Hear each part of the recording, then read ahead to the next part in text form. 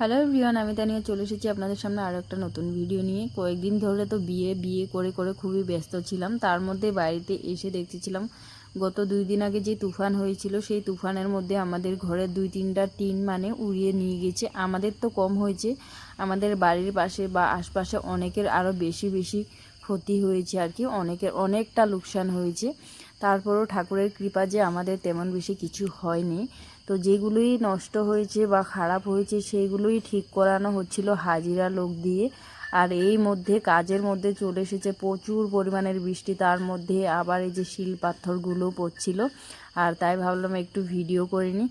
হঠাৎ করে যে এরকম বৃষ্টি আসবে আমরাও বলতে পারেন বুঝতে পারিনি আর কি। তো এখানে কাজ বাজ রেখে আর কি আর করা বসে রয়েছিলাম। আর এদিকে আমার মরিচ গাছগুলোর তো অবস্থাই ছিল না, এটা দেখে আমার খুবই খারাপ লাগতেছিল।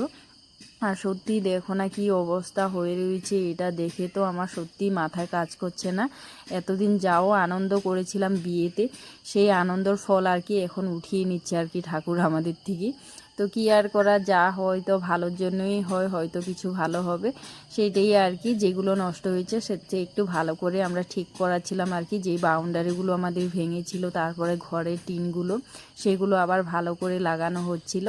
তো কয়েকদিনের জন্য আমি খুবই ব্যস্ত, যার জন্য আমি এত বেশি অ্যাক্টিভ থাকতে পারতেছি না এবং তোমাদের কারো পরিবারও যেতে পারছি না, তার জন্য কিন্তু সরি। হ্যাঁ, তো যাই হোক, আজকের ভিডিওটা এখানেই শেষ করছি। দেখা হচ্ছে পরবর্তী ভিডিওতে। আর তোমাদের ওইখানে কেমন বৃষ্টি হচ্ছে অবশ্যই কমেন্ট বক্সে জানাতে ভুলো না। টাটা।